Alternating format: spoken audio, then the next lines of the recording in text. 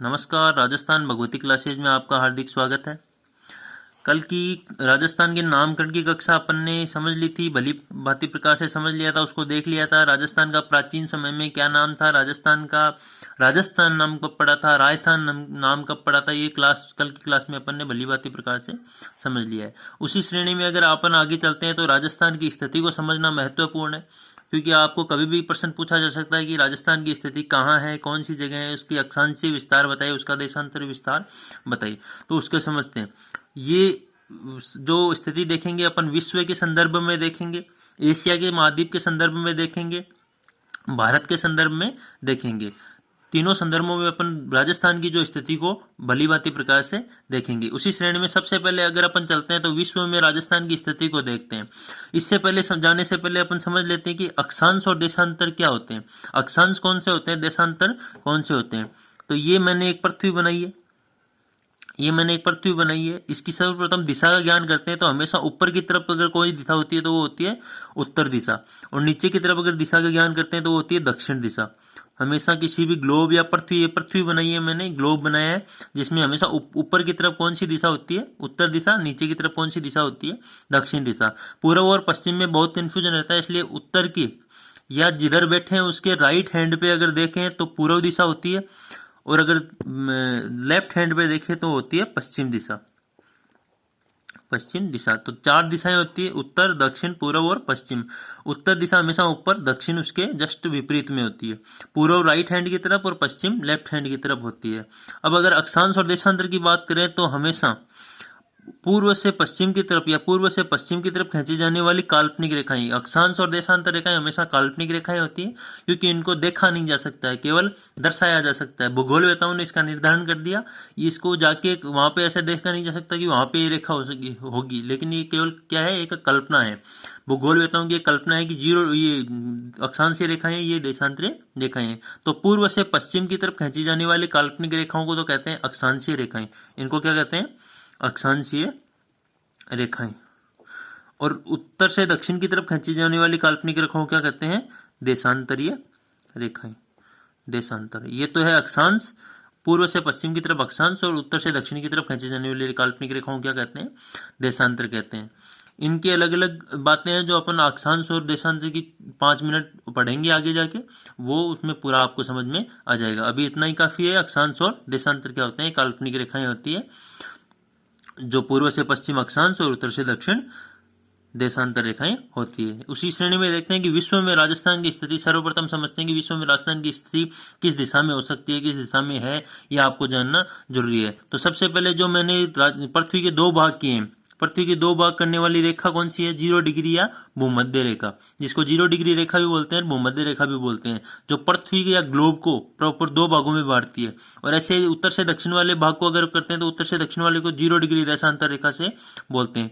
ये 0 डिग्री अक्षांश रेखा है, ये 0 डिग्री देशांतर रेखा है, क्योंकि अभी अपन ने बात की थी पूर्व से पश्चिम की तरफ खींची जाने वाली काल्पनिक रेखा को क्या कहते हैं, अक्षांश, और उत्तर से दक्षिण की तरफ खींची जाने वाली काल्पनिक रेखा को देशांतर कहते हैं। तो 0 डिग्री अक्षांश रेखा है, भूमध्य रेखा पृथ्वी को 2 भागों में बांटती है, और इसके पृथ्वी के 2 भाग बन जाते हैं। 2 भागों में बांटते ही एक तो उत्तरी गोलार्ध बन जाता है, एक दक्षिणी गोलार्ध बन जाता है। एक तो उत्तरी गोलार्ध बन जाता है और एक दक्षिणी गोलार्ध बन जाता है। ये मैंने 2 भाग किए। इसमें ये बन गया नॉर्थ, क्योंकि ऊपर है नॉर्थ, नीचे है साउथ, तो उत्तरी गोलार्ध, और ये कौन सा गोलार्ध बन गया, दक्षिणी गोलार्ध। ऐसे ही देशांतर रेखा खींचने पे ये इसका पश्चिमी गोलार्ध बन गया पूरा, और ये कौन सा बन गया, पूर्वी गोलार्ध। तो 4 भागों में बट गई है, उत्तरी गोलार्ध, दक्षिणी गोलार्ध, पूर्वी गोलार्ध और पश्चिमी गोलार्ध। तो इसी श्रेणी में देखें कि 0 डिग्री या भूमध्य रेखा के उत्तर में जाने पे, ये उत्तरी गोलार्ध हो गया, उत्तर में जाने पे 23 डिग्री उत्तरी कर्क रेखा आती है, और 0 डिग्री भूमध्य रेखा के दक्षिण में जाने पे 23.5 डिग्री दक्षिणी मकर रेखा आती है। तो 0 डिग्री के ऊपर जाएंगे तो उत्तरी गोलार्ध हो गया। तो भारत की स्थिति अगर अक्षांशीय स्थिति के रूप में देखें तो उत्तरी गोलार्ध में हो गई, और अगर देशांतरीय स्थिति के रूप में देखते हैं तो ये कौन सा गोलार्ध हो गया, पूर्वी गोलार्ध हो गया। तो देशांतरीय स्थिति के रूप में भारत की स्थिति है पूर्वी गोलार्ध में, और अक्षांशीय रेखाओं की स्थिति के रूप में देखें तो होती है उत्तरी गोलार्ध में। इसी में देखते हैं कि अक्षांशीय दृष्टि से अगर राजस्थान की स्थिति देखी जाए या भारत की स्थिति देखी जाए तो अक्षांशीय दृष्टि से आती है उत्तरी गोलार्ध में। अक्षांशीय दृष्टि से कौन से गोलार्ध में आती है? उत्तरी गोलार्ध में। और देशांतरीय दृष्टि से कौन से गोलार्ध में आती है? पूर्वी गोलार्ध में। क्योंकि अपन ने पृथ्वी को दो भागों में बांटा। ये तो 0 डिग्री देश अक्षांश रेखा होगी, इसने पृथ्वी को 2 भागों में बांट दिया, ये उत्तरी और ये दक्षिणी, 2 भागों में बांट दिया। उसी प्रकार अपन भूमध्य रेखा, ये 0 डिग्री देशांतर से भी 2 भागों में बांटते हैं। ये पूर्वी गोलार्ध हो गया, ये पश्चिमी गोलार्ध हो गया। तो इसी श्रेणी में देखते हैं कि अक्षांशीय स्थिति की दृष्टि में जो भारत की स्थिति है वो यहाँ पे आती है। अक्षांशीय स्थिति और देशांतरीय स्थिति भी यहाँ पे आती है। तो अक्षांशीय दृष्टि से उत्तरी गोलार्ध में है और देशांतरीय दृष्टि से कौन से गोलार्ध में भारत है? पूर्वी गोलार्ध में। अगर विश्व की संपूर्ण स्थिति के रूप में देखें, विश्व मानचित्र पर या ग्लोब पर पूरी तरीके से देखें, तो राजस्थान की या भारत की जो स्थिति आती है वो उत्तरी पूर्वी कहलाती है। जो उत्तरी पूर्वी कोण होता है उसको कौन सा कोण कहते हैं? ईशान कोण कहते हैं। तो राजस्थान की विश्व मानचित्र पर या विश्व के सापेक्ष कौन सी स्थिति कौन सी मानी जाती है? उत्तरी पूर्वी ईशान कोण में राजस्थान स्थित है। इसी श्रेणी में अपन ने विश्व के सापेक्ष राजस्थान की स्थिति देख ली है। इसी श्रेणी में अपन एशिया के सापेक्ष, एशिया महाद्वीप के सापेक्ष राजस्थान की स्थिति को समझने का प्रयास करते हैं। तो जिस प्रकार एशिया महाद्वीप, जिस प्रकार विश्व के अंदर अपन ने देखी कि राजस्थान की स्थिति क्या है, तो उत्तर पूर्वी ईशान कोण है, उसी प्रकार एशिया महाद्वीप के सापेक्ष अगर राजस्थान की स्थिति देखी जाती है तो वो कहलाती है दक्षिणी पश्चिमी दिशा। दक्षिणी पश्चिमी दिशा या नेत्रत्य कोण, नेत्रत्य कोण या दक्षिणी पश्चिमी दिशा। इसको भी कैसे समझेंगे? ये पृथ्वी है, ये पृथ्वी है, ये उत्तरी गोलार्ध, ये दक्षिणी गोलार्ध हो गया, ये देशांतर रेखा है, ये पूर्वी और ये पश्चिमी गोलार्ध हो गया। भारत यहाँ स्थित है, भारत यहाँ स्थित है।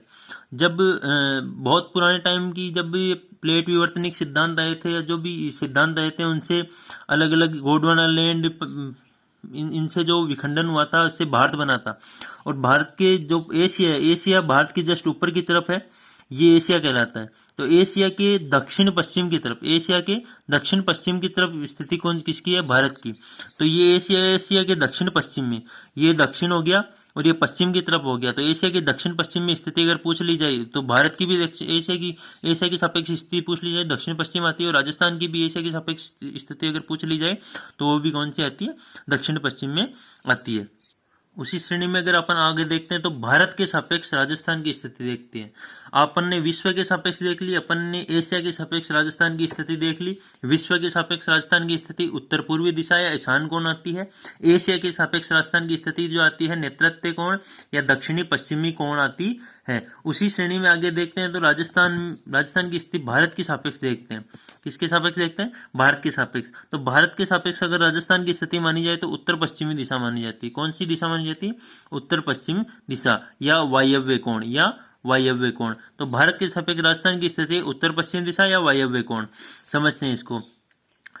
एशिया की ये ग्लोब था अपना, ये अपना ग्लोब था या पृथ्वी थी, इसको उत्तरी गोलार्ध या दक्षिणी गोलार्ध में बांटा था।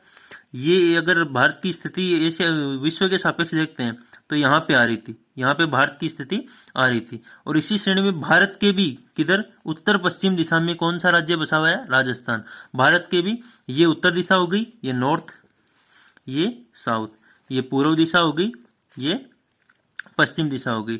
तो उत्तर और पश्चिम दिशा में कौन सा राज्य बसा हुआ है भारत के? राजस्थान। तो राजस्थान की भारत के सापेक्ष स्थिति उत्तर और पश्चिम, उत्तर पश्चिम दिशा में किसकी स्थिति होगी? राजस्थान की स्थिति। किसके संबंध में? भारत के संबंध में। भारत के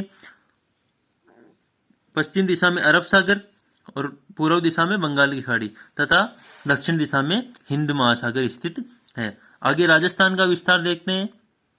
अपन ने तीनों के सापेक्ष राजस्थान की स्थिति देख ली है, विश्व के, एशिया के और भारत के। अब अपन प्रॉपर राजस्थान की स्थिति पे आते हैं कि राजस्थान कौन से अक्षांशों पे बसा हुआ है, कौन से देशांतरों पे बसा हुआ है। उसी श्रेणी में अपन देखते हैं कि राजस्थान का जो विस्तार है, अक्षांशीय और देशांतरीय विस्तार को समझने की कोशिश करते हैं कि राजस्थान का जो विस्तार है वो दिशा अपन ने बांटा ही था कि ये तो उत्तर दिशा हो गई, ये दक्षिण दिशा हो गई, ये पूर्व दिशा हो गई, ये पश्चिम दिशा हो गई।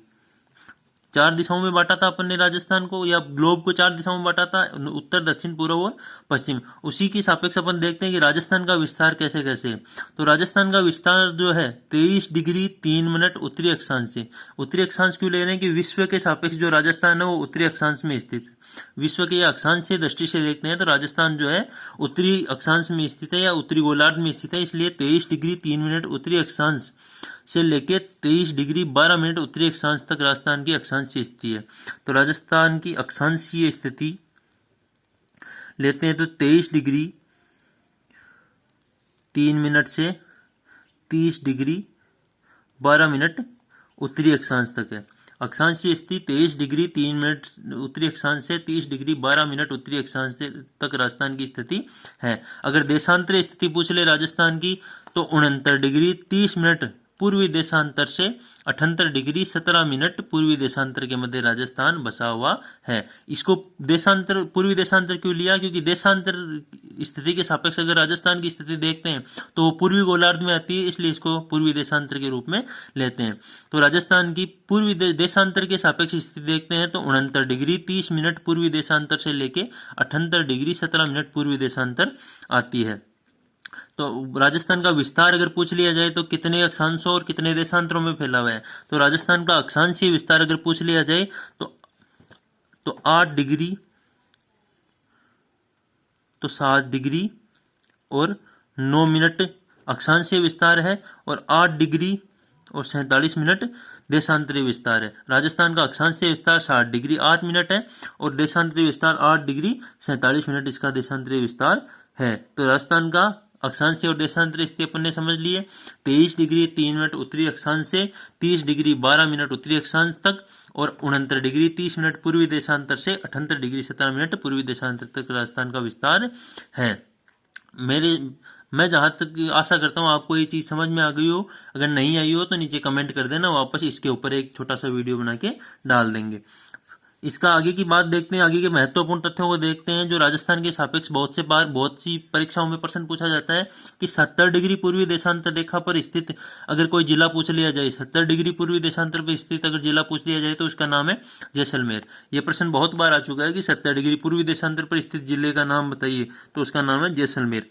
राजस्थान की मध्यवर्ती अक्षांश रेखा अगर पूछ ली जाए, 27 डिग्री उत्तरी अक्षांश रेखा मध्यवर्ती अक्षांश रेखा है जो अपने जयपुर से जाती है, मुख्य रूप से जयपुर, दौसा और जैसलमेर से निकलती है। राजस्थान की मध्यवर्ती अक्षांश रेखा पूछ ली जाए तो 27 डिग्री अक्षांश रेखा है जो जैसलमेर, जयपुर और दौसा से होती हुई जाती है। 70 डिग्री पूर्वी देशांतर रेखा कौन से जिले से निकलती है? जैसलमेर से निकलती है। राजस्थान का अक्षांशीय विस्तार 7 डिग्री 9 मिनट और देशांतरीय विस्तार है 8 डिग्री 47 मिनट।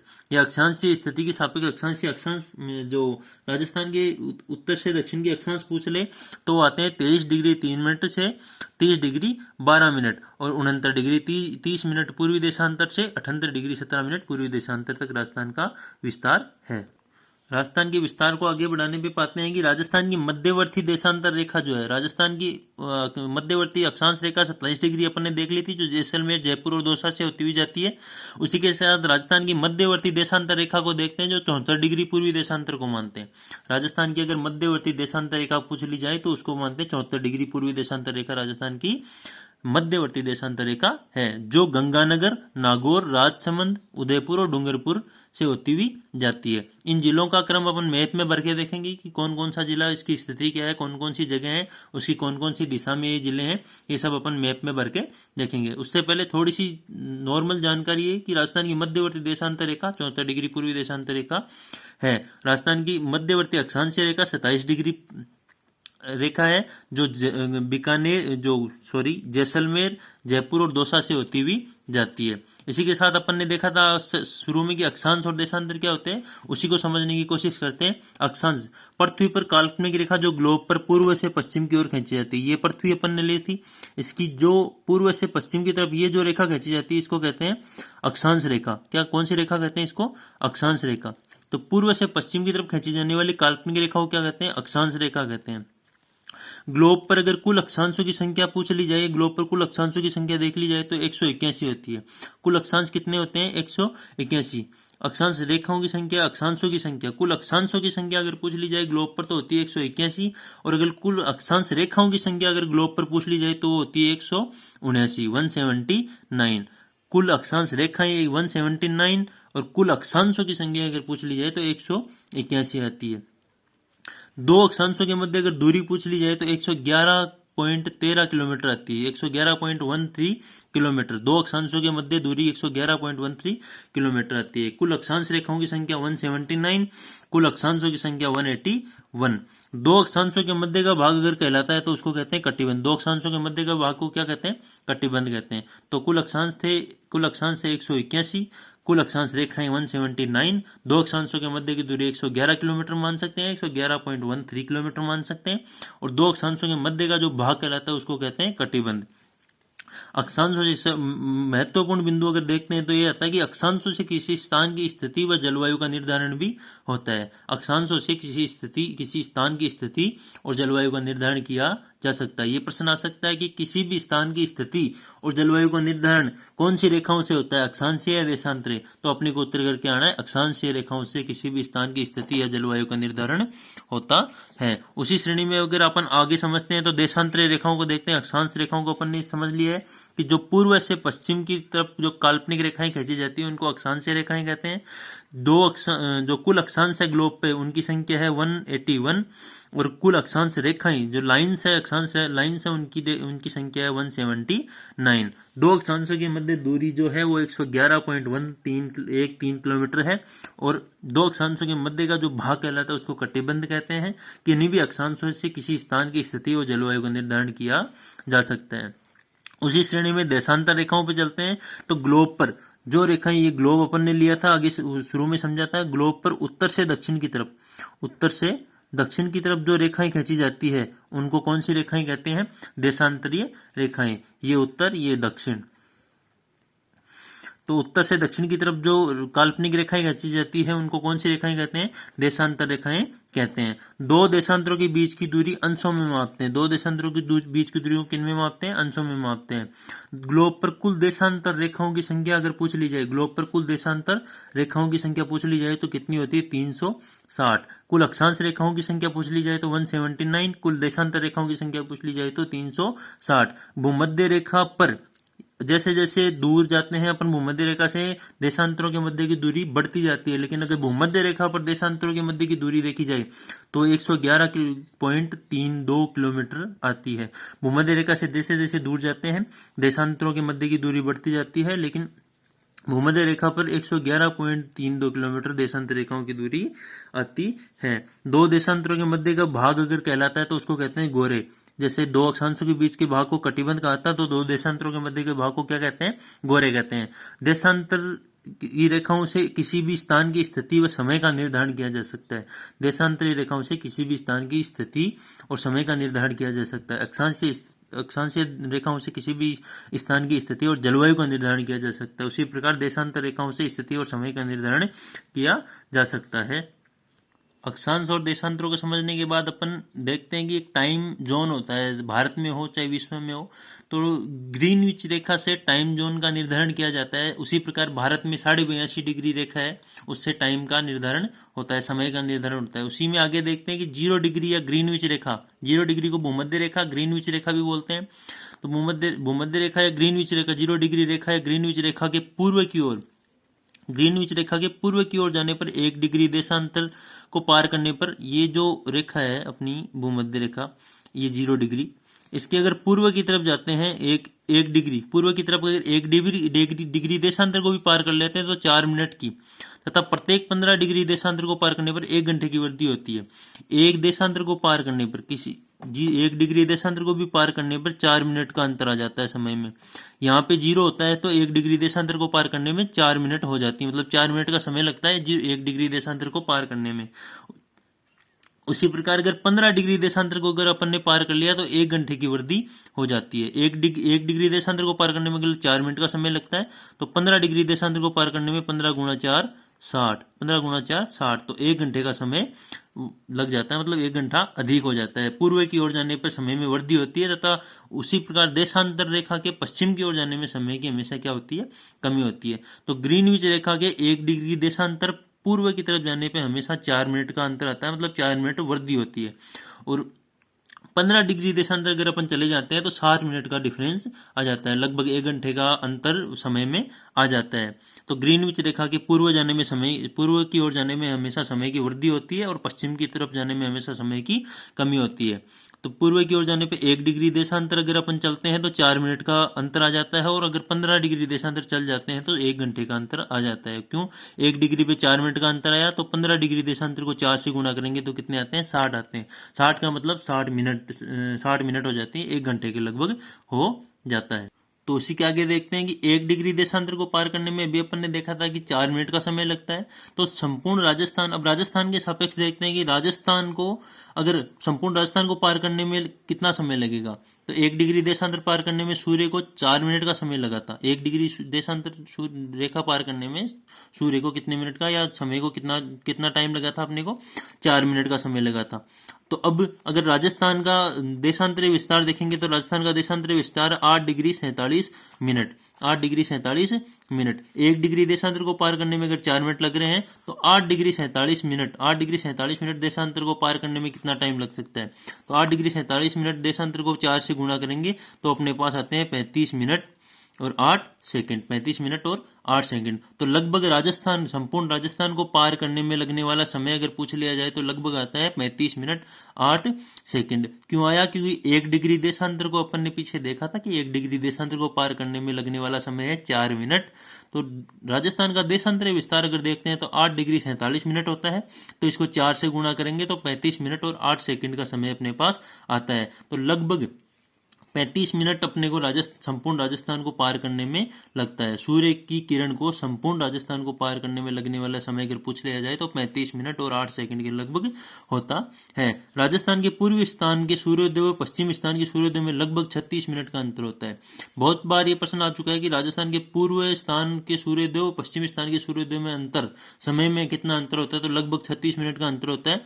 और एक्यूरेट अगर देखते हैं तो 35 मिनट और 8 सेकंड का समय इसमें लगता है। भारत की जो मानक समय रेखा अपन ने पहले देखी है कि 82.5 डिग्री भारत की मानक समय रेखा को मानते हैं। 82.5 डिग्री पूर्वी देशांतर रेखा जो है भारत की मानक समय रेखा मानी जानी जाती है, जो इलाहाबाद के नैनी नामक स्थान से जाती है, या जो मिर्जापुर है, ये नैनी भी मानते हैं और बहुत सी बुक्स में इसको मिर्जापुर भी नाम, जो यूपी है इसके मिर्जापुर में के अंदर से भी गुजरा जाता है। यह इलाहाबाद के नैनी नामक स्थान से बीच में से जाती है। कौन सी? भारत की मानक समय रेखा 82.5 डिग्री पूर्वी देशांतर।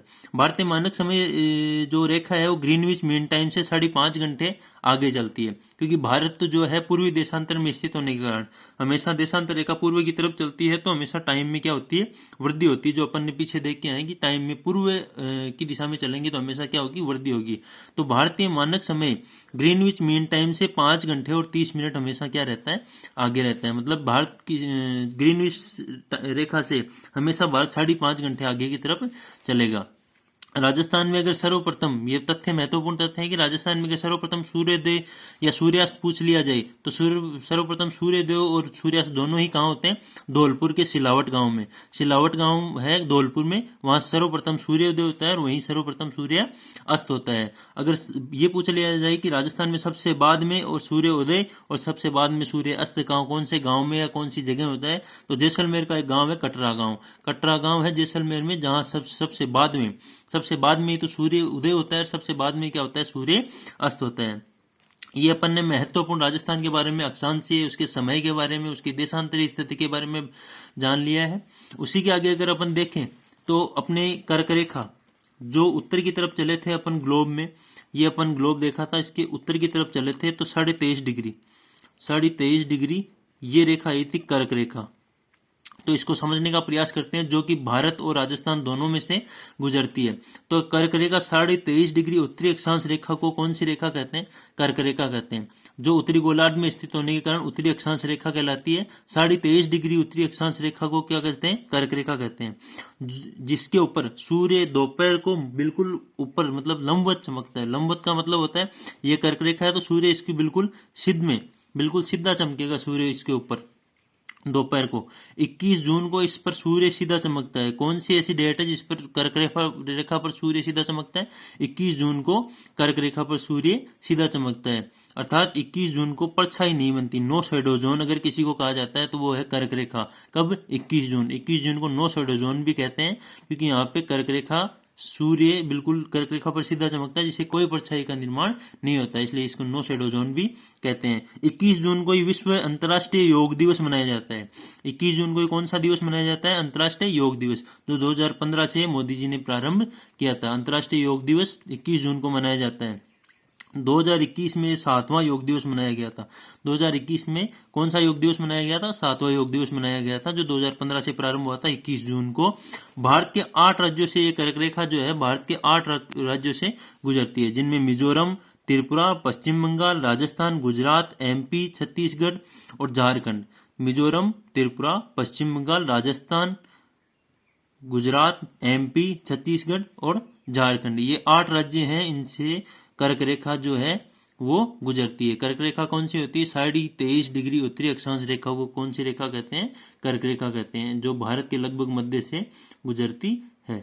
कर्क रेखा की अगर सर्वाधिक लंबाई पूछ ली जाए तो कर्क रेखा की सर्वाधिक लंबाई मध्य प्रदेश में है। कर्क रेखा की सर्वाधिक लंबाई कहाँ है? मध्य प्रदेश में है। अगर यह पूछ लिया जाए कि भारत की मानक समय रेखा, भारत की मानक समय रेखा मध्य प्रदेश के कौन से गांव से या कौन से जिले से निकलती है, तो मिर्जापुर या भारत के मध्य प्रदेश के मिर्जापुर से ये भारत की मानक समय रेखा निकलती है। राजस्थान में कर्क रेखा का अगर विस्तार देख लिया जाए तो राजस्थान में कर्क रेखा का जो विस्तार है वो 26 किलोमीटर है। राजस्थान में कर्क रेखा का जो विस्तार है वो कितने किलोमीटर है? 26 किलोमीटर है। सर्वाधिक नजदीक अगर शहर किसी को राजस्थान कर्क रेखा के सर्वाधिक नजदीक शहर पूछ लिया जाए तो बांसवाड़ा शहर है। सर्वाधिक नजदीक से अगर कर्क रेखा के पूछ लिया जाए तो कौन सा शहर आता है? बांसवाड़ा। राजस्थान में से कर्क रेखा जो है 2 जिलों में से मुख्यतः होकर निकलती है, एक तो डूंगरपुर है और दूसरा अपना है बांसवाड़ा। पहला जिला है डूंगरपुर, दूसरा है बांसवाड़ा। अगर सर्वाधिक नजदीक शहर अगर कर्क रेखा के माना जाता है तो वो है बांसवाड़ा, और सर्वाधिक दूर शहर अगर माना जाता है तो वो है डूंगरपुर। डूंगरपुर है जो कर्क रेखा की सर्वाधिक दूर शहर है और बांसवाड़ा जो है सर्वाधिक नजदीक शहर है। बांसवाड़ा कुशलगढ़ तहसील से कर्क रेखा होती हुई जाती है, बांसवाड़ा के बिल्कुल मध्य से होती हुई जाती है, और डूंगरपुर के दक्षिणी जो डूंगरपुर का भाग है, डूंगरपुर के दक्षिणी हिस्से से जाती है और बांसवाड़ा के बिल्कुल मध्य से होती हुई जाती है। सर्वाधिक दूर शहर डूंगरपुर है और सर्वाधिक पास में नजदीक शहर है बांसवाड़ा शहर। राजस्थान का अधिकांश भाग जो है कर्क रेखा के उत्तर में स्थित है। राजस्थान का अधिकांश भाग जो है कर्क रेखा के उत्तर में स्थित है। इसी कारण इसकी जलवायु में भी परिवर्तन आ जाता है, जो उपोष्ण जलवायु कहलाती है राजस्थान की। शीतोष्ण या उपोष्ण जलवायु कहलाती है। कर्क रेखा के उत्तर में होने के कारण राजस्थान की जलवायु में भी अंतर आ जाता है। राजस्थान का अधिकांश भाग जो है कर्क रेखा के उत्तर में स्थित है। सूर्य का किरणों का सर्वाधिक सीधापन जो आता है, अगर ये पूछ लिया जाए कि सूर्य की किरण का राजस्थान के कौन से जिलों में से सर्वाधिक सीधापन आता है, तो बांसवाड़ा ऐसा जिला है जहां सूर्य की किरणों का सर्वाधिक सीधापन आता है। और सूर्य की किरणों का सर्वाधिक तिरछापन अगर किसी जिले में आता है तो वो है गंगानगर, क्योंकि बांसवाड़ा के बिल्कुल मध्य से कर्क रेखा होती हुई जाती है, इसलिए सर्वाधिक सीधापन सूर्य की किरणों का कहाँ पड़ेगा? बांसवाड़ा। और गंगानगर उत्तर में स्थित है, इसलिए सूर्य की किरणों का सर्वाधिक तिरछापन कौन से जिले में पड़ेगा? गंगानगर में पड़ेगा। अगर ये महत्वपूर्ण तथ्य पूछ लिया जाए कि एकमात्र ऐसी नदी जो कर्क रेखा को 2 बार काटती है, तो उसमें आता है माई नदी। एकमात्र ऐसी नदी जो कर्क रेखा को कितनी बार काटती है? 2 बार काटती है, उसमें आता है माई नदी। ये अपन ने राजस्थान की स्थिति और विस्तार को भली भांति प्रकार से समझ लिया है। राजस्थान का अक्षांशीय विस्तार, देशांतरीय विस्तार, उसका टाइम जोन, राजस्थान का पार सूर्य की किरण को पार करने में कितना समय लगता है, या राजस्थान की कर्क रेखा को भली भांति प्रकार से समझ लिया है। राजस्थान की कर्क रेखा 26 किलोमीटर राजस्थान से होती हुई जाती है। ये सभी चीजें अपन ने इस वीडियो में देख लिया। अगर आपको ये वीडियो पसंद आई तो इसको लाइक, शेयर और सब्सक्राइब चैनल को जरूर कर लेना।